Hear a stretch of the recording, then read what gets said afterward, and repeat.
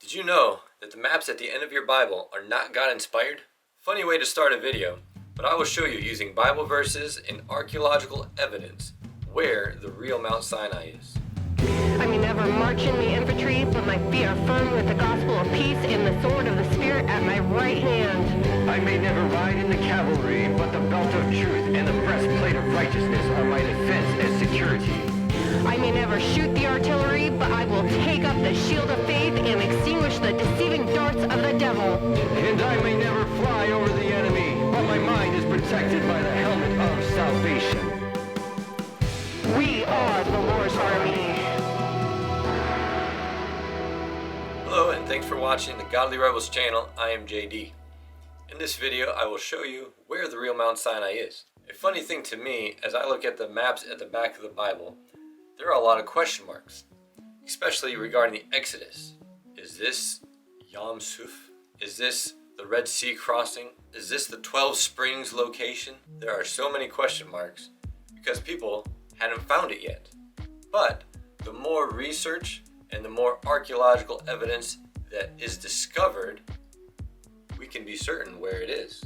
And this is a disclaimer right off the bat. I watched a documentary called The Search for the Real Mount Sinai about 5 years ago. The documentary follows two men, Bob Cornuke and Larry Williams, on their expedition to find the real Mount Sinai. They had with them a grocery list of different things that they should find that the Bible mentions, specific locations after the Israelites have come out of Egypt and traveled to Mount Sinai. That's what they set out to find, and they did. And that's what I'm going to be sharing with you today. I'm going to give you a very brief overview of that. So if you want to, stop the video now and go watch that one. That documentary was made about 20 years ago, so it's just amazing that we still haven't caught on to this. A lot of people don't know where the real Mount Sinai is. And I can say personally, with 100%, that they had found the real Mount Sinai. And I hope by the end of the video you will be equally convinced.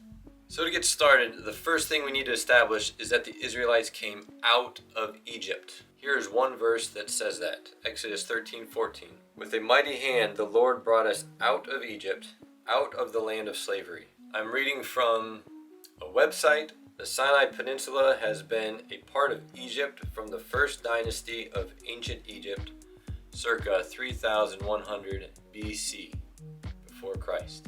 Pretty much as long as Egypt's been around, the Sinai Peninsula has been a part of Egypt. By the way, the Sinai Peninsula is still a part of Egypt. So, from 3100 BC to 2000, that's over 5,000 years, the Sinai Peninsula is still a part of Egypt. Ask yourself first, is Mount Sinai in the Sinai Peninsula if the Sinai Peninsula is part of Egypt? They still hadn't come out of Egypt yet. That's the first thing. And I actually read from the time of the Passover, when they first started their journey across the sea to Mount Sinai, I read out of Egypt 12 times. In the documentary, they actually mentioned 72 times where that the Bible says out of Egypt. That's probably the entirety of the Bible, and I wasn't going to do all that research. But out of those few chapters, from 13 to 19 or something like that, it mentioned out of Egypt a dozen times. Very important. They were still in Egypt in the Sinai Peninsula, so they still hadn't come out of Egypt yet. They haven't even crossed the Red Sea yet. Once they cross the Red Sea, then they are out of Egypt. Before moving on to the Red Sea, I also want to mention the land of Midian. When Moses first murdered that Egyptian guard, he ran away out of Egypt to the land of Midian. The land of Midian is just on the other side of the Sinai Peninsula. And that's where he met his wife and spent 40 years before going back into the land of Egypt. He had left Egypt to go to Midian. He went back into the land to go to Egypt and to get his people and then send them back out again. We also see in Exodus 18 that Moses' father-in-law, Jethro, goes to see Moses. In case you forgot, Jethro lives in Midian, which is in Saudi Arabia. And I don't know why Jethro would go into Egypt to Mount Sinai to see Moses. That doesn't make sense to me. But if Moses is at Mount Sinai in Saudi Arabia, which is Midian, that actually makes more sense to me. In fact, you probably even heard the grumblings of the Israelites. Oh, where's the food? We have no water. You should have left us in Egypt to die. But the point is, he still went to visit Moses. And I don't find any reason that he would go into Egypt to do that. And still, before moving on, I want to share one more verse in the New Testament. That's Galatians 4, verse 25. It says, "Now Hagar stands for Mount Sinai in Arabia."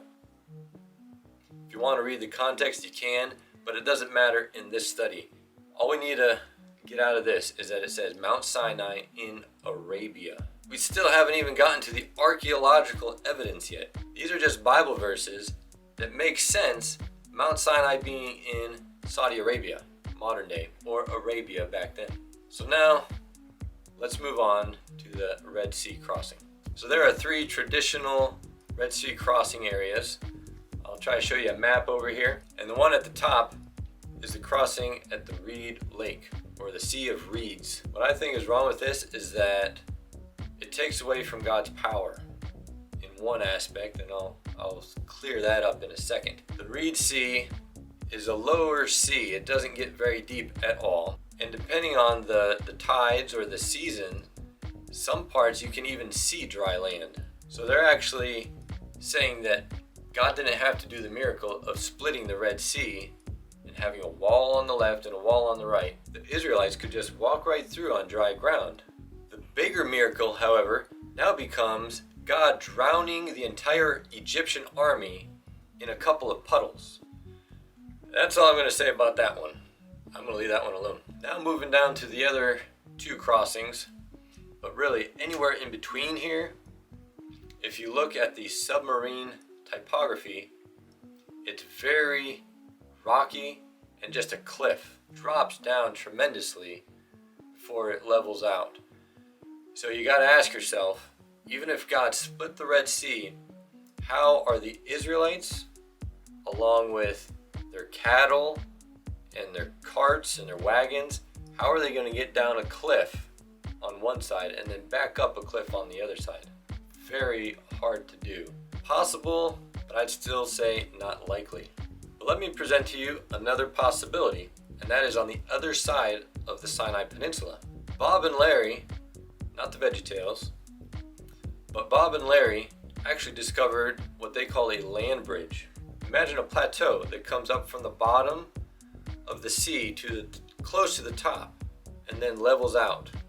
So it's still underwater by a matter of a couple meters, depending on the tide, to maybe 10 meters, I don't know, but it's deep, it's underwater, but it's flat, and it goes across the entire distance from the Sinai Peninsula over into modern day Saudi Arabia. So after crossing the Red Sea, what's the next thing that we should see?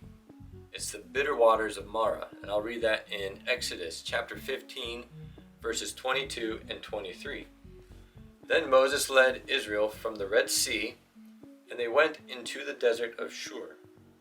For 3 days they traveled in the desert without finding water. When they came to Marah, they could not drink its water because it was bitter. The first important note is that they walked for 3 days. And in the documentary, they say 3 days, they figured about 30 to 40 kilometers. Maybe 10 kilometers a day is how far a group of people could walk in one day. So Bob and Larry got in their truck and they drove inland. I think it was about 33 kilometers inland. They came across some springs. They came across some water. They actually bent down and drank some of the water, and it was bitter, like they couldn't believe. What I find funny is that the maps at the end of the Bible have a question mark after the bitter waters of Marah. They'll say, this is where it is?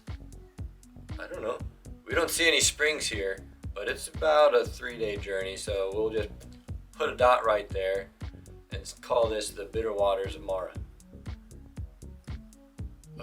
It's not funny, is it? It's kind of sad. But it's because they're looking in the wrong area. Well, what else does the Bible say that we should find next if we follow the Israelites' journey? Exodus 15 verse 27. Then they came to Elim, where there were 12 springs and 70 palms, and they camped there near water. Guess what Bob and Larry found once they drove a little bit farther? They found the 12 springs and 70 palms.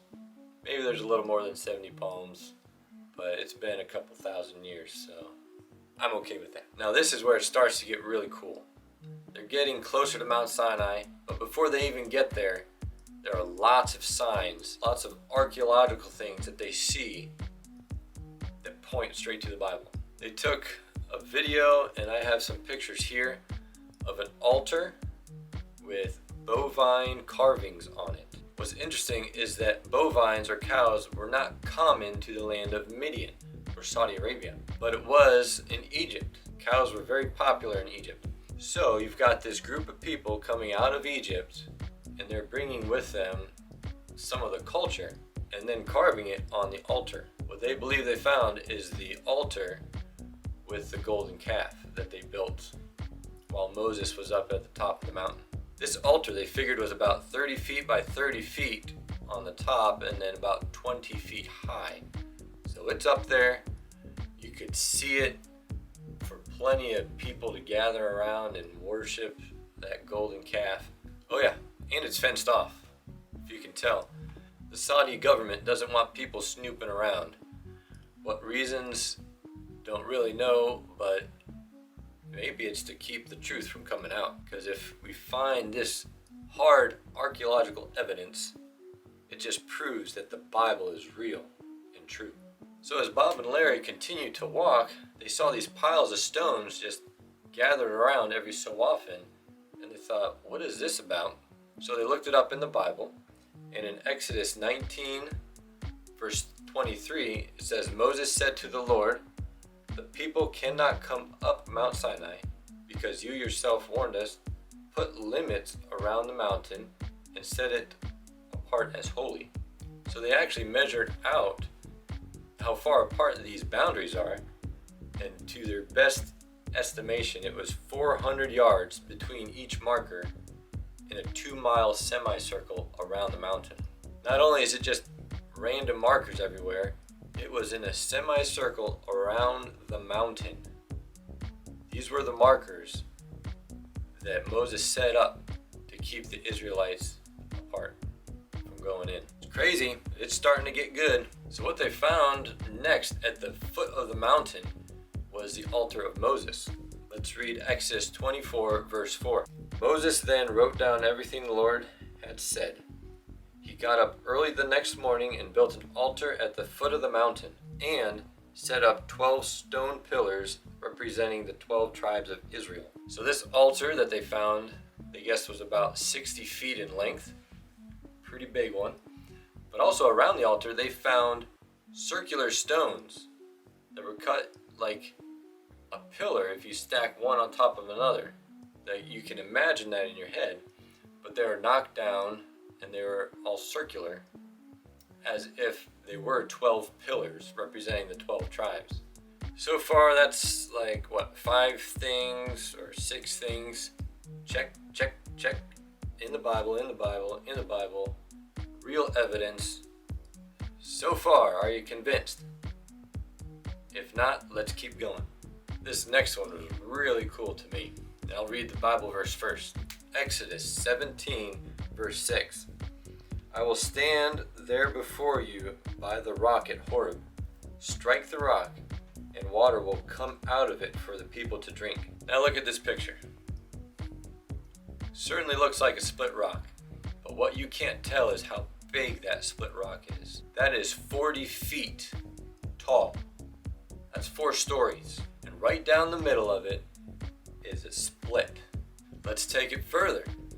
Coming down out of that rock, all of the other rocks are smooth, as if water had been running over it constantly. Erosion, right?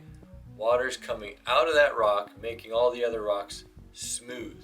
And those are the only smooth rocks in that area.